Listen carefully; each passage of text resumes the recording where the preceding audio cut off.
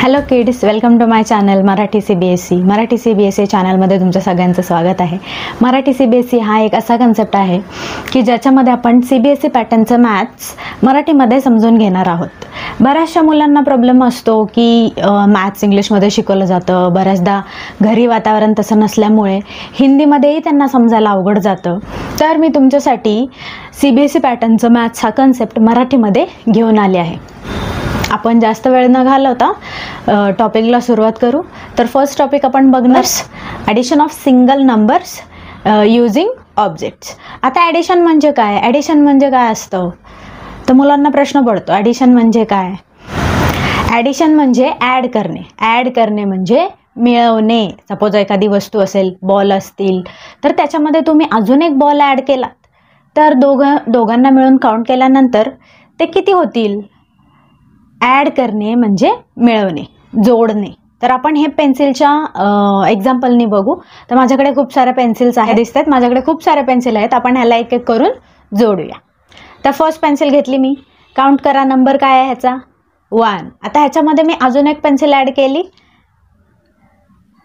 किती झाले काउंट करा? 1, 2.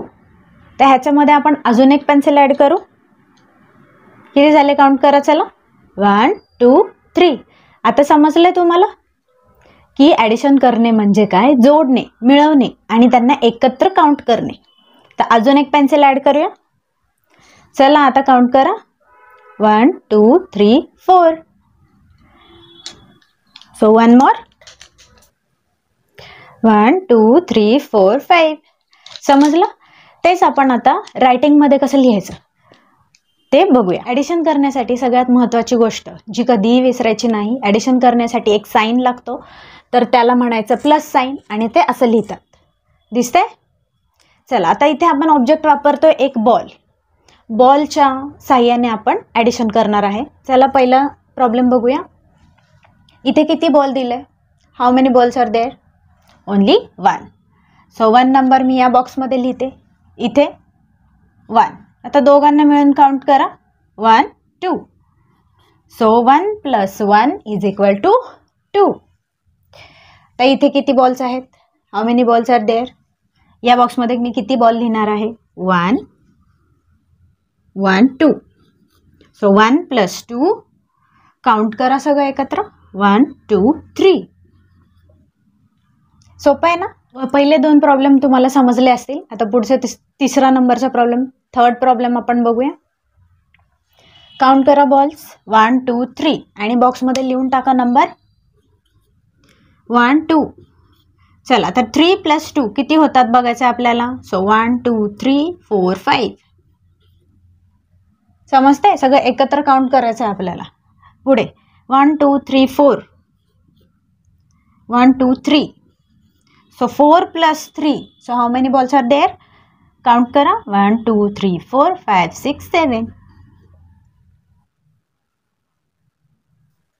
Okay, next problem. Count करूया ball. 1, 2, 3, 4, 5, 6, 7, 8. 8 balls are there. आणि इथे एकच बॉल आहे 1. So 8 + 1 किती होतील? सो ॲडिशनचा आन्सर काय येईल? सगळं एकत्र काउंट करूया. 1, 2, 3, 4, 5, 6, 7, 8, 9. So answer is 9. इथे 1, 2, 3 प्लस 1, 2, 3. सो सगळं एकत्र काउंट करूया. 3 + 3चा प्रॉब्लेमचा आन्सर काय येईल? 1, 2, 3, 4, 5, 6. सो 3 + 3 = 6. समजतंय? बघितलं किती सोपं आहे सगळं. अजिबात घाबरायचं नाही. मराठीमध्ये छान समजून घ्यायचं, वही घेऊन बसायचा व्हिडिओ बघताना आणि लिहितच अभ्यास करून टाकायचा. सो आजचा व्हिडिओ तुम्हाला कसा वाटला मला कमेंट बॉक्समध्ये नक्की सांगा. व्हिडिओला लाईक, शेअर अँड सबस्क्राईब करा. थँक्यू.